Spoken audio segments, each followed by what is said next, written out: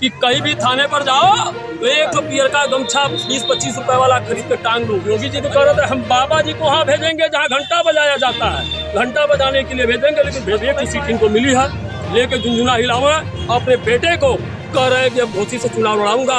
कहाँ गए भैया? अगर इस देश में कोई है झूठा तो मोदी, और दूसरे नंबर का अगर कोई झूठा है तो योगी। अरे भैया जब झूठा दोनों थे तो कहा कर मुंह से बोलना है, कुछ भी बोल देंगे। कहने के लिए तो यही होगा कि मेरे बाप शेर से लड़ने लगे, क्या हुआ सर्वे फाड़ के फेंक दिया। साथियों नमस्कार, इस समय हम आजमगढ़ जिले में हैं और आज माननीय मोदी जी आए हुए थे। आजमगढ़ को बहुत चीज़ देकर चले गए, लेकिन सबसे ज़्यादा हमारे बड़े भाई नेताजी हैं, इनको देखा जाए तो बौखलाए हुए हैं। तमाम मीडिया भाई थे, उनको बौखला का इंटरव्यू दे रहे थे। तो सबसे पहले हमारे चैनल में स्वागत है आपका। बहुत बहुत धन्यवाद। क्यों है बौखलाए, क्यों नजर? देखिए मेरी बौखलाहट तो कहीं आपको नजर नहीं आएगी। सत्य को कहा जा सकता है, कहा गया है कि हकीकत के शीशे पर लगे पर्दे को, हकीकत के शीशे पर लगे पर्दे को उठाना बगावत नहीं कहते। फेंका है किसी ने समुंदर में पत्थर तो लूटती हुई लहरों को शरारत नहीं। तो सत्य कहा जाएगा, सत्य कहने में कोई दोष नहीं है, कोई संकोच नहीं, बौखलाहट नहीं। आप अपना प्रश्न कीजिए और प्रश्न का जवाब लीजिए। आजमगढ़ का क्या माहौल रहेगा? आज माननीय मोदी जी आए हुए थे, क्या माहौल रहेगा? देखिए आजमगढ़ हमेशा बगावत किया है, बागी रहा है, हमेशा यहाँ संसद की विपक्षी सांसद चुना गया है। तो यहाँ इस बार मोदी का जादू नहीं चला। अगर चलना होता तो घोसी में इन लोगों ने चुनाव दारा सिंह को लड़ाया था। पियर का चच्चा भी बड़ा ताल ठोक रहे थे, ओम प्रकाश राजभर, ठीक ना। पियर का चच्चा का भी जो है ना, पलटू चाचा भी उनको कहा जाए तो कोई दोष नहीं है, उनका भी जादू वहाँ काम नहीं आया। न तो मोदी योगी का काम मंत्री जी बन गए। अरे मंत्री बन जाएंगे। अभी अब उनकी वीडियो वायरल हो रही है कि कहीं भी थाने पर जाओ तो एक तो पियर का गमछा 20-25 रुपए वाला खरीद के टांग लो। अरे आप संविधान को भूल रहे हैं। संविधान में हमारा क्या कहता है, संविधान की धाराओं के अनुसार आप चलिए और किसी गुंडा मवाली को आप सबको कह देंगे कि गमछा टांग के चलो, और थाने पे जाकर के थानेदार की हिम्मत नहीं है और एसपी की हिम्मत नहीं, डीजी की हिम्मत नहीं है कि आपसे सवाल पूछे। आप इतने बड़े ताकतवर हो गए हैं। अभी तो उन्होंने एक और वीडियो उनकी वायरल हुई है, कह रहे हैं कि सबसे ज़्यादा ताकत किसके पास सब अधिकार है, योगी जी के पास, मुख्यमंत्री के पास। वो आकर बैठ करके हमारा जो शपथ ग्रहण कराया। अरे ये कौन सी बात है? अब भाजपा की पता नहीं कौन सी मजबूरी है, मैं नहीं समझ पा रहा हूँ कि बीजेपी की कौन सी ऐसी मजबूरी है कि यही पियर का चच्चा जब पहले थे तो बीजेपी का दुर्गत किए, बहुत कुछ बोले। योगी जी तो कह रहे थे हम बाबा जी को वहाँ भेजेंगे जहाँ घंटा बजाया जाता है, घंटा बजाने के लिए भेजेंगे, लेकिन भेज तो नहीं पाए। अब बीजेपी की क्या मजबूरी है कि ऐसे व्यक्ति को अपने साथ जोड़ रही है? राजभर समाज को बहुत ज्यादा मानते हैं। कुछ नहीं, अपने समाज, ये समाज की राजनीति नहीं, घर की राजनीति करते हैं, बाप बेटा की राजनीति करते हैं। ये सिर्फ बाप बेटा की राजनीति करते हैं, इससे ज़्यादा की राजनीति कर न पाए हैं, न कर पाएंगे। एक सीट मिली है ना, एक सीट मिली है। पहले तो उन्होंने इनका वीडियो वायरल हुआ था कि शायद ब्रजेश सिंह को चुनाव लड़ाने की बात आई थी। अब एक सीट इनको मिली है, लेके झुनझुना हिलावे अपने बेटे को कह रहे हैं कि अब घोसी से चुनाव लड़ाऊंगा। कहाँ गए भैया? आप वो आदा जी कह दिए थे उनको कि हम उनको चुनाव लड़ाएंगे, तो झुनझुना लेकर के ऐसा बजाते रहेंगे, अब वहाँ से भी चुनाव नहीं जीतेंगे। नोट कर लीजिए।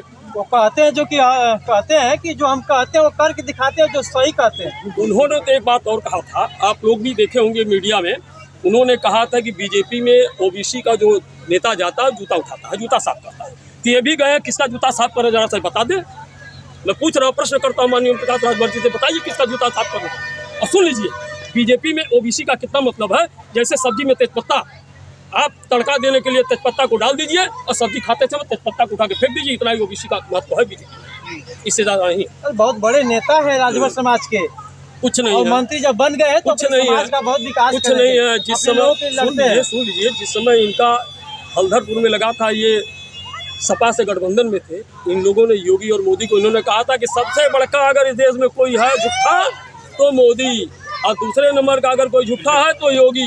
अरे भैया जब झूठा दोनों थे तो कहाँ करने वहाँ गए हैं, क्या करने गए हैं? क्या आपकी जरूरत है झूठों के साथ जुड़ने की? इसका मतलब आप भी उनसे बड़े झूठे आप हैं कि उनको फरेब में फंसा करके उल्टा सीधा कर करके आप वहाँ अपना पद जमाना चाहते हैं। इनको केवल मंत्री पद चाहिए, बाकी कुछ चाहिए ये नहीं। इनका काम चलता रहे, दाल रोटी चलती रहे, बाकी दुनिया जा भाड़। मंत्री बन गए, अब तो बेटे को जिता देंगे। अब ठीक है, ये तो जिता रहे थे घोसी से, जब चुनाव हुआ था दारा सिंह को, दारा चौहान को जिता रहे थे ना, तो नहीं जिता पाए अपने बेटे को। इनका बेटा भी हार के आएगा, देखिएगा।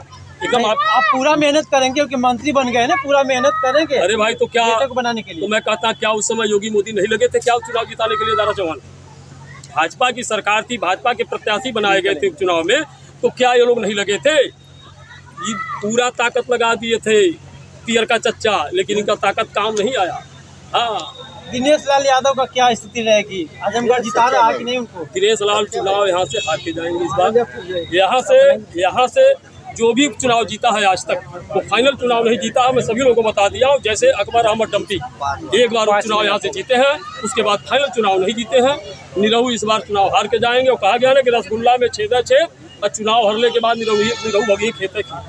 हाँ, अरे चैलेंज देते अखिलेश जी को कि अखिलेश जी जहाँ से लड़ेंगे हम वहाँ से लड़ेंगे। अरे भाई लड़ा, तभी तो। अरे भाई मैं कह रहा हूँ कि वो कहने के लिए तो यह भी कहे थे, पहला चुनाव जब लड़े थे कि मैं ब्रह्मा के लिखे लेख को मिटा दूंगा, नहीं मिटा पाए, चुनाव हार गए। तो मुंह से बोलना है, कुछ भी बोल देंगे। कहने के लिए तो यही होगा कि मेरे बाप शेर से लड़ने लगे, क्या हुआ, सरवे फाड़ के फेंक दिया। वो बात अलग की बात है कि कोई कुछ भी कह सकता है किसी के। क्या आप मोदी के खिलाफ चुनाव नहीं लड़ सकते हैं? मैं नहीं लड़ सकता हूँ, जनता नहीं लड़ सकती है। किसी, ये हमारा अधिकार है, हम किसी के सामने चुनाव लड़ सकते हैं, ताल ठोक सकते हैं, कर सकते हैं। निरहुआ के लिए आज मोदी जी आए थे और विकास की लहर दौड़ा दिए आजमगढ़ में। कितना विकास देखे हैं तो आप देखे होंगे, मैं तो नहीं गया था। उन्होंने क्या कहा है ये आप सुने होंगे, मैंने नहीं सुना है, और मुझे सुनने की आवश्यकता भी उनकी बात नहीं है। ठीक ना, कोई विकास नहीं है। जो विकास है धरातल पे दिखना चाहिए, जुबान से कहने से विकास नहीं। हाँ, विकास। प्रधानमंत्री का चेहरा कौन होगा, इसको आप पसंद करना चाहेंगे? ये तो राष्ट्रीय स्तर के नेताओं का मामला है ना, वो अपना तय करेंगे। गठबंधन है, बड़ा है, वो तय करेंगे कि कौन प्रधानमंत्री होगा। इसके लिए हम गठबंधन से कोई बने, बिल्कुल बन सकता है। ये कहीं तो राहुल गांधी ने नहीं कहा कि नहीं हम प्रधानमंत्री बनेंगे, या सोनिया गांधी ने नहीं कहा कि हम प्रधानमंत्री बनेंगे।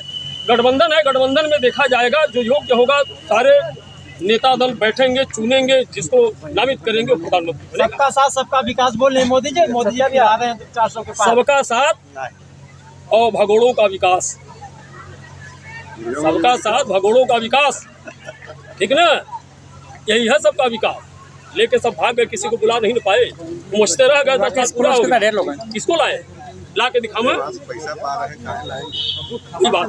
बहुत नाराज दिखाई दे रहे हैं। अरे हम काहे नाराज होंगे? हम तो जो सत्य है, वो कह रहे हैं, जो सही है उसको बता रहे हैं। हमारे नाराजगी का कोई कारण नहीं, जो सही है उसको हम बता रहे हैं। विकास हो रहा है कि नहीं हो रहा है? कोई विकास नहीं है, नहीं विकास हो रहा है। एक तो विकास हुआ था जो कानपुर में मार दिया गया। हाँ, एक विकास पैदा हुआ तो मार दिया गया, और वहाँ भी आप लोग आदमी से मीडिया वालों को जाने नहीं दिया गया। हाँ, वही विकास एक था, वो भी खत्म हो गया। विकास रहा कहाँ? अब तो विकास है नहीं। चलिए, बहुत बहुत धन्यवाद। तो दोस्तों, आपने देखा नेताजी की अपनी बात थी, बताया। और बस वीडियो में इतना ही, और अगली वीडियो में फिर मिलते हैं। तब तक के लिए जय हिंद, जय भारत।